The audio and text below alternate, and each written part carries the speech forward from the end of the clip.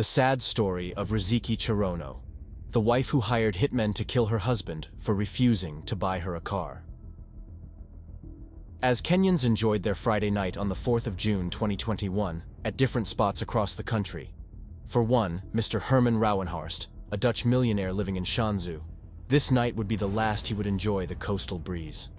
Unaware of the danger that awaited him back at the place he called home, Herman drove back to Roko Apartments after a busy day of ensuring the nightclubs he owned across the coast were ready for the weekend. He had no idea that he was driving right into the arms of killers contracted by his wife because he had refused to buy her a car and wanted to divorce her. This was something that Ms. Riziki Cherono vowed would never happen, over her dead body. But how did they get here? Well, here's the gist. Herman Rauwenhorst was a Dutch tycoon who first came to Kenya as a tourist. Born and raised in Apeldoorn, Netherlands, he had grown into a rich businessman. Together with his brother William, they had earned millions from a company they owned called Houthandel, which dealt in timber construction.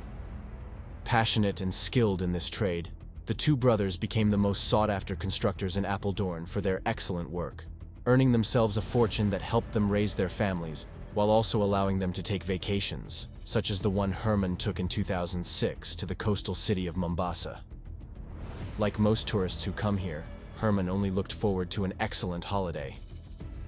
But upon arrival, the beauty of the white sandy beaches, tasty delicacies, and the quality of life, especially as he was a fishing enthusiast, quickly made him fall in love with Kenya to the point where he fancied living here after retirement.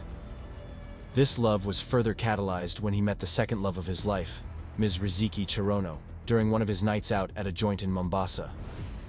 Riziki was a young, beautiful woman who had left her hometown of Eldoret after school in search of a better life in Mombasa.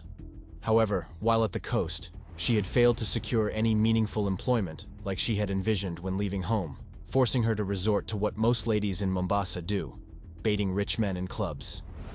This path led her straight into the Dutch arms of Herman, who was smitten by her African beauty. By all standards, she was the true definition of an African queen, and for that sole reason, Herman fell head over heels for her. What began as a one-night stand quickly turned into a full-blown relationship after Riziki became pregnant, and Herman requested her to keep the baby, as he wanted to make things official. Riziki doubted this because he was a tourist, but her doubts were lessened when he started posting her with the caption, "My wife." Her concerns were completely quashed when he traveled back to the Netherlands and sold his company shares and property to his brother, gaining enough money to start a new life in Mombasa. Without wasting time, he traveled back to his young family that was waiting for him. This was shortly after Riziki had welcomed their first bundle of joy, a baby girl, earlier in 2007. Once in Mombasa, Herman rented an apartment at the posh Roko Apartments in Shanzu, and later invested his money in the entertainment industry by opening nightclubs in Mombasa and Kilifi. This ensured that he had a secure source of livelihood, allowing him to enjoy his retirement deep in the Indian Ocean, fishing big ones without a single worry about how he would support his family. The only thing that worried him was more property investments. As for Riziki Cherono, her only concern was raising their two children, after being blessed with a baby boy in 2012. Additionally, she helped manage the club's logistics, creating a powerful partnership with Herman. Together, the Rauwenhorsts lived and worked in perfect harmony. But because the devil never sleeps, their marriage also faced its share of downsides, despite the many ups they enjoyed. The downsides were mainly due to mistrust. Both were active social drinkers, and Herman occasionally accused Riziki of cheating during her outings, something she vehemently denied and felt disrespected by. However, she chose to let things slide because, as Jay-Z said, "Nobody wins when the family feuds, but everyone has a limit." Riziki's limit was reached when she asked Herman to buy her a car for easy mobility around town, and he refused. His reason was that she did not need it because he was going to divorce her. This angered Riziki even more. However, since Herman had not followed through on his threats, she again let it slide, until he bought himself a fishing boat worth 5 million Kenyan shillings. To her, this confirmed his intention to divorce her. Clearly, it was not a lack of money that stopped him from buying her a car, but rather his desire to leave her. This led her down a dark path, formulating a sinister plan. The plan to end Herman. The first person she called was her best friend, Mary Nikisa, who was previously a manager at one of their clubs. She said, "Babe, I'm coming over to your place. I've got something for you." Once she arrived, Riziki pulled out a bottle of Jameson, and after downing some shots, she opened her heart to Mary. "Babe, I want Herman dead. Do you know someone who can do a clean job?" The day was the 1st of May, 2021.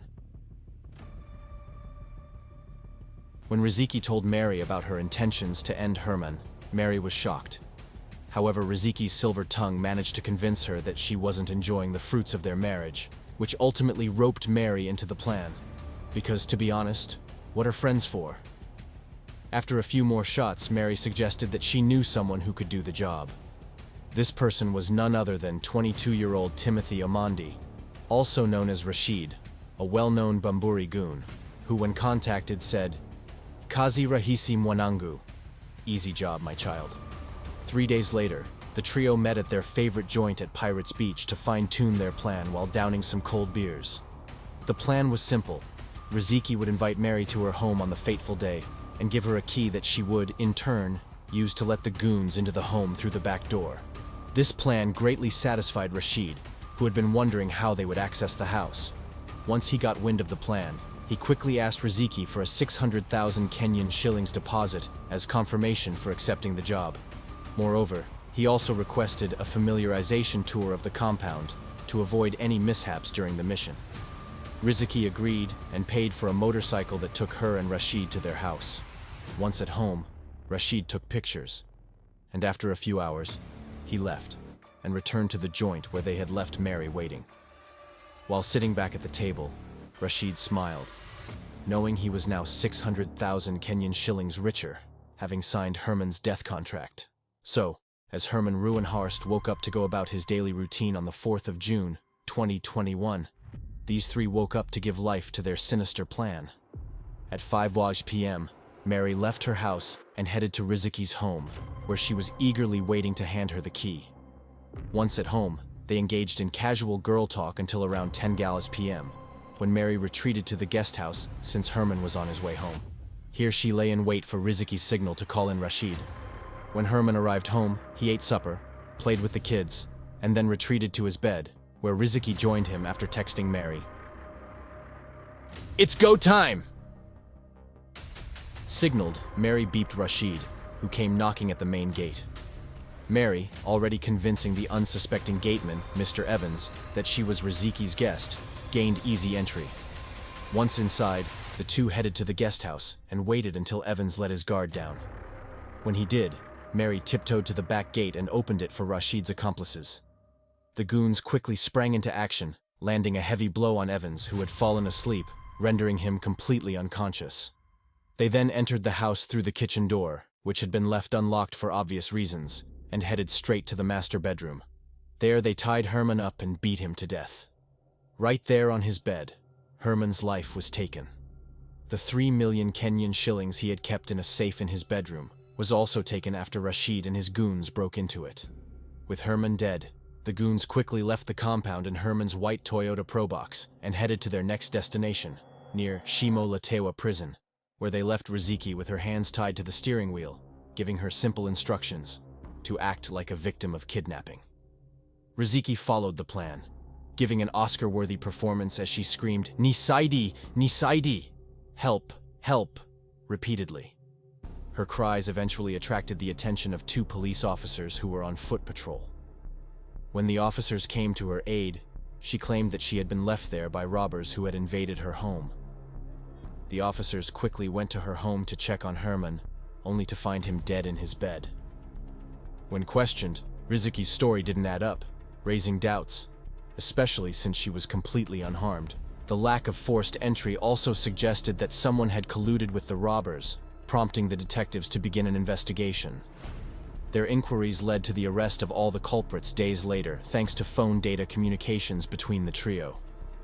During Rashid's arrest, detectives discovered that he had built himself a house back home in Kimbani, furnishing it with assorted goods worth 500,000 Kenyan shillings, all within a month.